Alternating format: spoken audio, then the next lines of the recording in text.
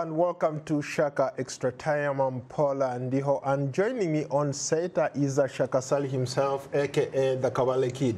Hello, Shaka. Hello, Paul. I missed you, man. I missed you too, and you are definitely welcome back to, do they call it the home of the brave and land of the free?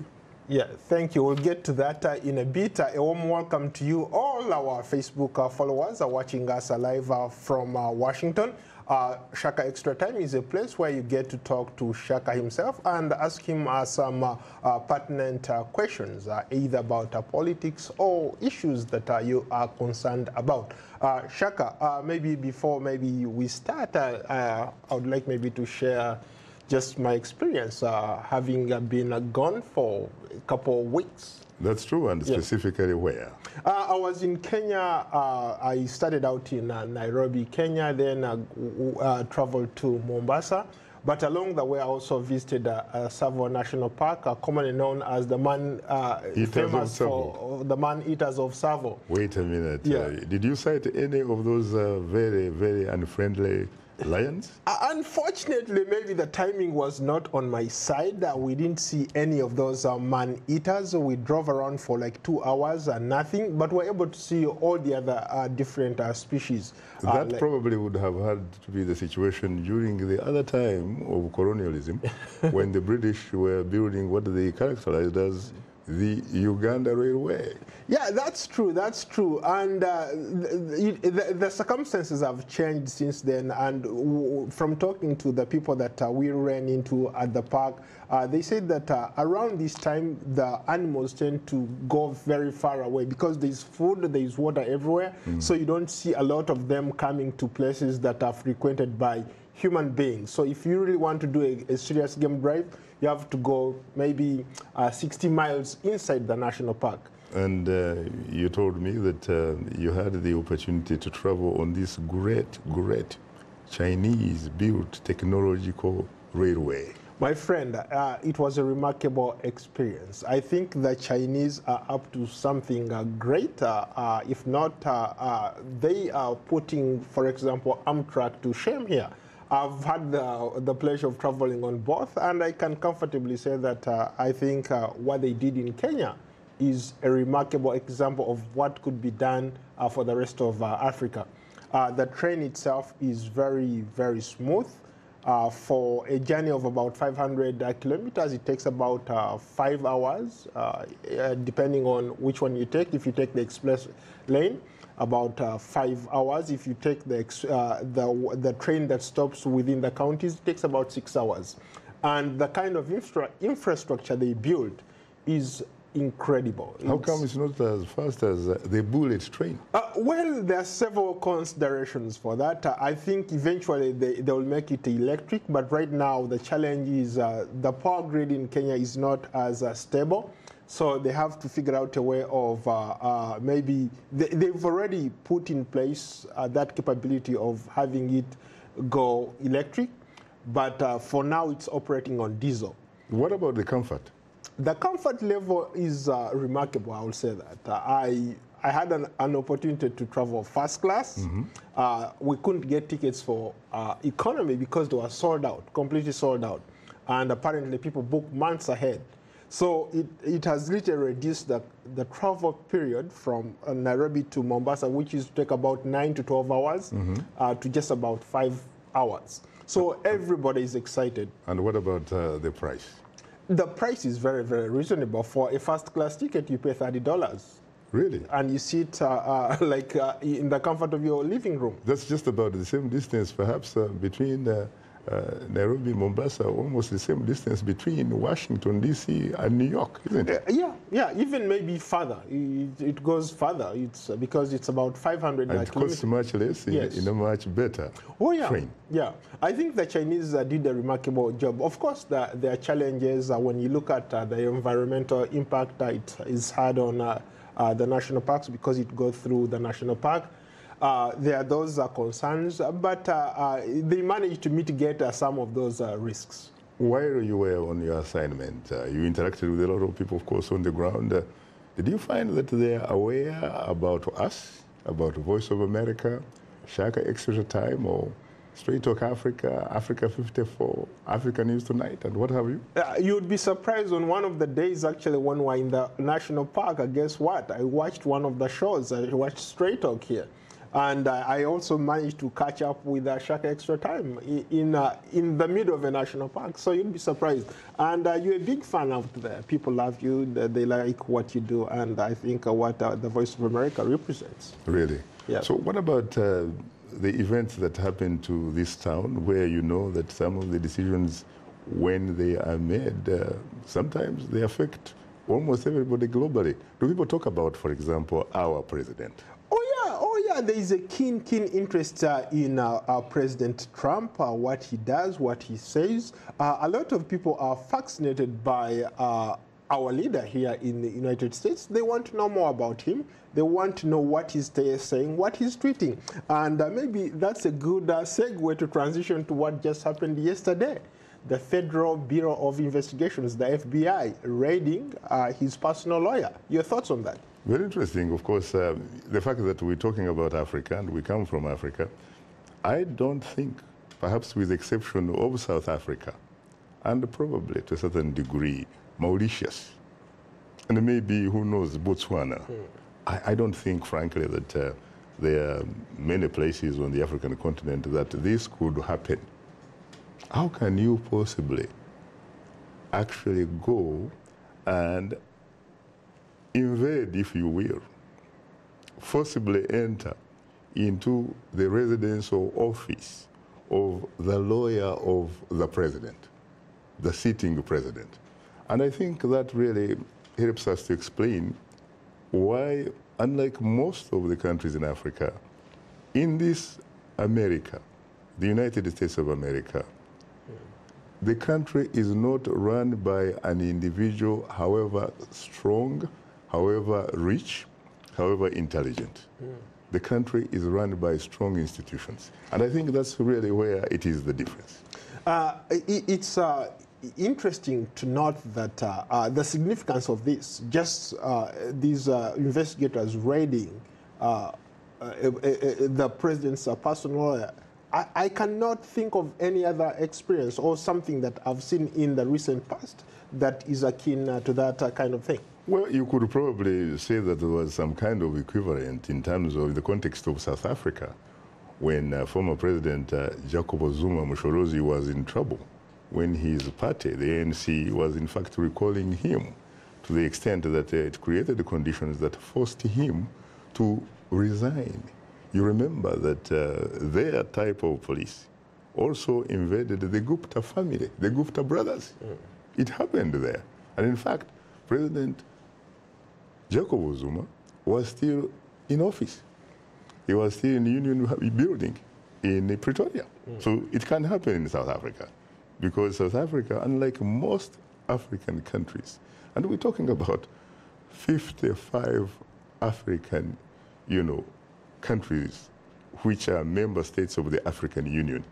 But can you believe we can only talk about one country where you have, for example, the 3 independent organs or branches of government that in fact do the business of essentially checking and in fact making accountable their fellow institutions. You have a very strong independent judiciary, for example, in South Africa. You have a very strong, you could say, legislature, which does not really operate on the whims of the executive. And yet, in most African countries, you have, yes, on paper, these 3 independent branches of government. But guess what? The most important, actually, institutional branch is the executive, which is headed by majority of them presidents, and others, very few prime ministers, head of government. When you look at the judiciary system and you look at the legislature, those 2 play the role, for the most part, that is subordinate to the executive, not in South Africa, and for that matter, not in the United States of America. Are there any lessons that can be learned from this example, especially considering the point you just made about where these countries are led by presidents or executive prime ministers, but who really look at the executive as the only thing that matters, not the other institutions of government? On paper, of course, they may be presidents, but when it comes to the reality of their particular situation, they're like demigods. Nobody can oppose them. They don't even allow, for example, the fourth estate to function normally. Here there is the fourth estate, which almost functions, in fact, in a way that it is also like another legitimate institution of the government. But one could argue that until Trump came into power, things were maybe what you're trying to say, but things have changed since then. No, He's constantly criticizing the media. He does, but that does not stop the media from doing its job. Mind you, Congress cannot make a law that makes the First Amendment redundant. The freedom of speech, my friend. The freedom of speech is sacrosanct here. And let's face it, it helps to make the people who are very powerful accountable to the people. And that's what democracy is all about. Speaking about accountability, let's cross over to maybe South Sudan. Mm-hmm. Interesting developments in South Sudan. I don't know how many more wars can be fought, how many more rebels groups can be formed. As we speak now, the former army chief has just announced maybe yesterday that he's forming his own rebel force to fight the current government, which he was a part of, which he helped to build. Any thoughts? General Paul Malong. This is a man, by the way, that has said he actually decided to create his organization so that he, for example, can help to restore democracy in the Republic of South Sudan. He can also help to crack down, for example, corruption, graft, and all that kind of stuff. He wants to end what he calls impunity. Can you believe that that is a man called General Paul Malong, a man who has actually been sanctioned by the international community for precisely what, in fact, he is claiming to be fighting against: corruption and impunity. This man represents perhaps nothing but violence, at least in the views of some of his critics. This is a man who was at the center of power from 2014 to 2017. He was the symbol of violence. This is a man who made it impossible, for example, for the IGAD agreement of 2016 to operate, to be essentially implemented and executed. This is why Dr. Riek Machar is almost like a political prisoner in South Africa. This is the man who is supposed to be the first vice president in Juba. This is the man that made it that, and now he can actually tell you and talk about restoring democracy. What does he really know about democracy? Interesting. Let's go to a comment from Luke Breng in New York, who says he's from Juba in South Sudan and wants to know, how sure are you that the IGAD bloc will bring peace to South Sudan through U.S. sanctions? I am not sure because, you know, if you look at what they took us, you know, last time, 2016, and they couldn't actually help to implement that deal. And since then, can you imagine how many lives have been lost and how many lives are being lost? You're talking about a country, honestly, which is so huge, so much blessed with wealth. These are people who actually are very few to the extent that they should actually be importing people to come and help extract, to come and help harness whatever God actually gave them. But right now, as we talk, almost half of the population either is internally displaced in its own country, meaning refugees in their own country, or they are refugees in neighboring countries, in Uganda, in Kenya, in Ethiopia, and even ironically, in Sudan, Khartoum, which they said discriminated against them, and it actually did. But now they're actually running back there. Can you imagine? It's like there is nobody who is in charge of the socio-economic political store in Juba.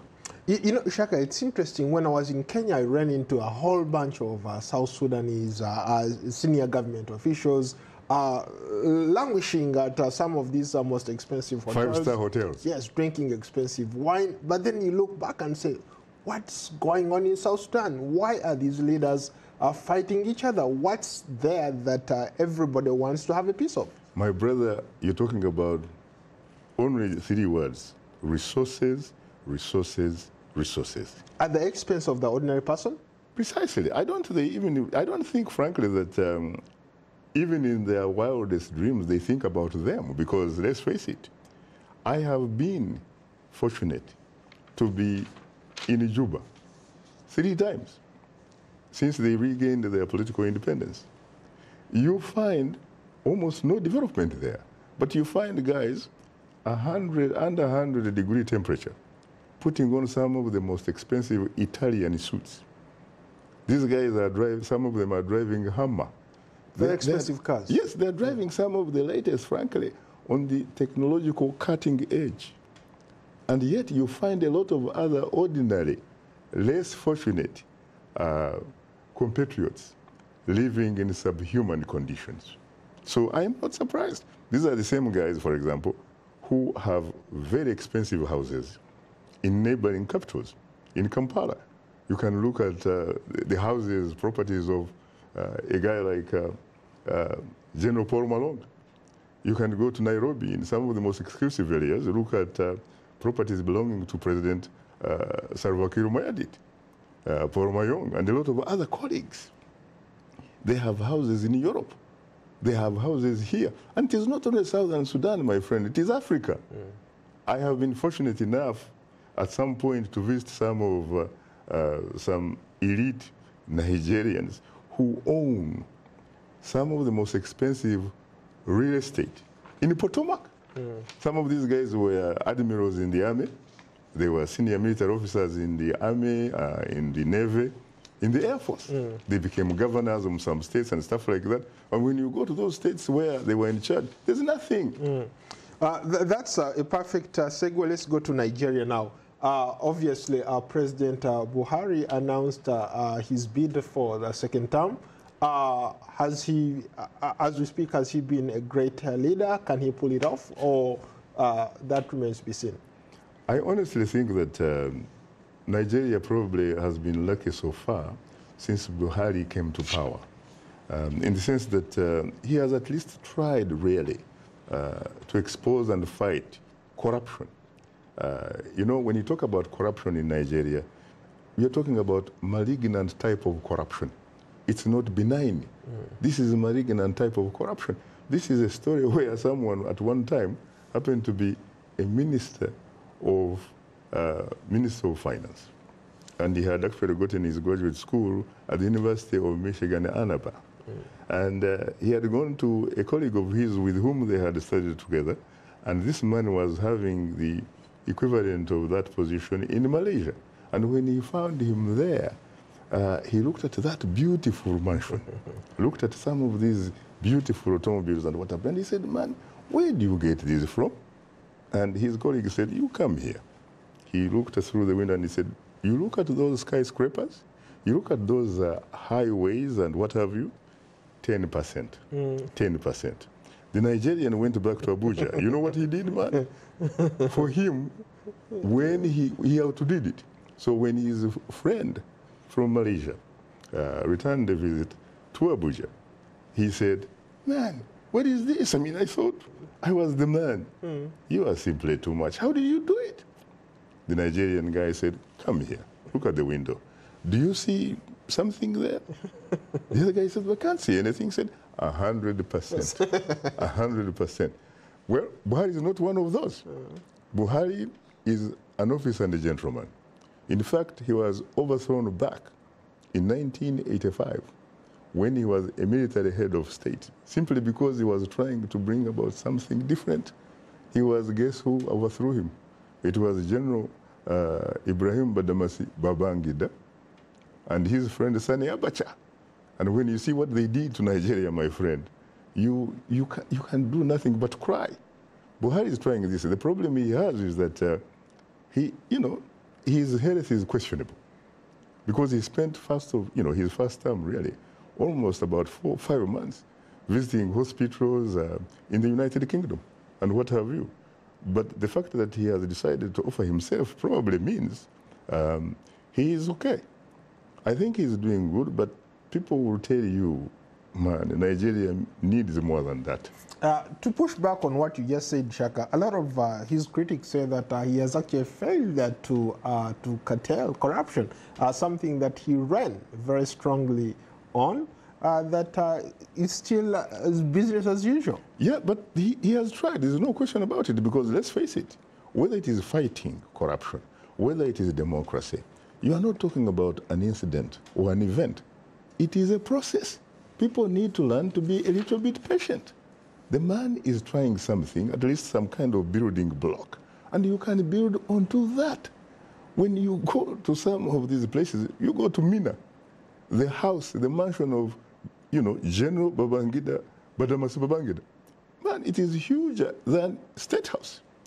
How does he maintain that? The man has so much money in a lot of, different, secret, bank accounts and what have you. Buhari does not. Buhari is not a thief. It's not about Buhari being a thief, but the system that he... Yeah, but you can also look at the issue of Boko Haram, for example. Let's face it, he has not yet won the war.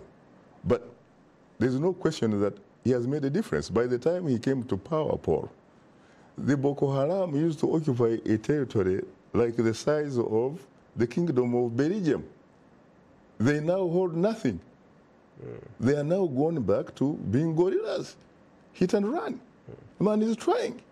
Yes, there is economic recession, no question about it. But I think it is part of the problem of Nigeria. It's not part of his problem, because you have to economically diversify. Nigeria has not done that. Nigeria used to be at one time a country, for example, which was capable of not only feeding itself, but even exporting food to neighborhood territories and beyond. But today, it's only depending on oil and gas. And you know what has happened? Pollution and all that kind of stuff. People who used to be aching a life after fish even can't fish. Those guys used to be farmers. They have no territory to farm. There is a problem. But I think he has tried, and he's trying. Okay, so let's talk about what you're talking about tomorrow, Shaka, on Straight Talk Africa. When you raise, that question, especially given what we are talking about tomorrow, I almost become very emotional, and perhaps rightly so. We'll be talking about an incredibly, remarkably gorgeous lady, an incredibly, remarkably smart lady intellectually, an incredible and remarkable lady who was a rebel with a cause. A person who has been characterized by many, by the way, as being even a rebel within a rebellion. She was very, very unconventional as they come. Winnie Madikizela-Mandela. We'll be looking at her life.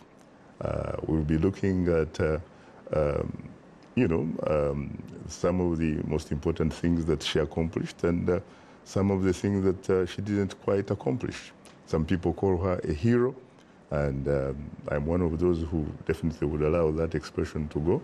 She was a heroine, but even heroes are human beings. They have flaws. But when you look at her on the balance sheet, you will find more pluses than minuses. How about, I share the same view, and my thoughts and prayers go out to the family. But there are those critics who say that she was not as good as she's been portrayed by the media. To be honest with you, I don't know which type of media you are talking about, because you seem to give the impression that the media probably is homogeneous in terms of how it portrays people, and especially in this particular case, Winnie Madikizela-Mandela. If you look at the African media, for example, in fact, even if you looked at the Washington, Post, She is portrayed like the heroine that she was. If you look at The Economist, you look at the New York Times and some other media, for some reason, they tend to focus and dwell on what appears to be not particularly friendly to her. But look, people talk about Winnie Mandela, they talk about infidelity and what have you, but they don't talk about the young Nelson Mandela. Mandela himself was not a saint. So why don't they put Mandela in the context, the kind of same context that they put Winnie Madikizela-Mandela? Can you imagine a young lady, beautiful, educated, smart, loses a husband. She has 2 daughters. The husband is locked away and the key is almost thrown away. 27 years. But guess what?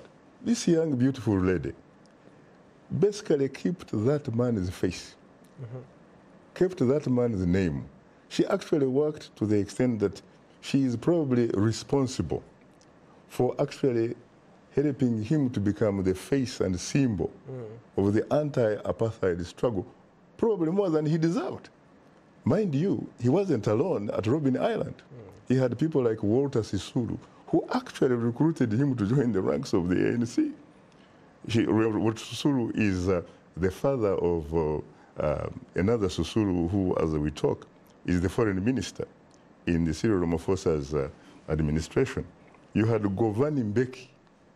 Govan Mbeki was also a graduate of Fort Hare, like Mandela. He is the father of who later became the second president of independent South Africa, Thabo Mbeki. These were people who were senior and who probably could also have become the leaders, the face and symbol. But it was because of Winnie Madikizela-Mandela that Mandela probably became what we see now, the Madiba. Very quickly, what made Winnie Mandela stand out? First of all, she was very courageous and fearless, very intelligent, very unconventional. Mind you, when you look at her background, she grew up in Transkei. She used to be a herds girl.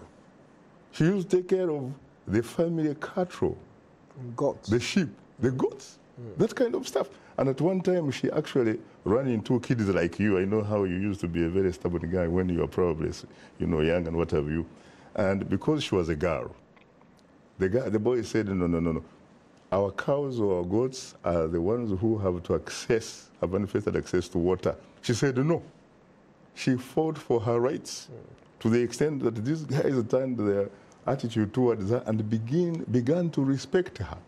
And when you see how she took on, this apartheid thing, I watched a movie, a documentary, The Last Grave of Dimbaza or something like that, when I was an undergraduate in upstate New York. I couldn't believe it. I looked at this woman and said, you know what? You are my hero. Shaka, on that note, thank you so much. It was good to see you again and to be back here in studio. And to you all, our viewers, thank you. We look forward to another interaction next week. Keep those comments coming in. Until then, so long from Washington. It's a pleasure, and I look forward, of course, to having some kind of social amenities with you of Nyama Choma. Okay, we'll look forward to that. Thank you. you. Yeah.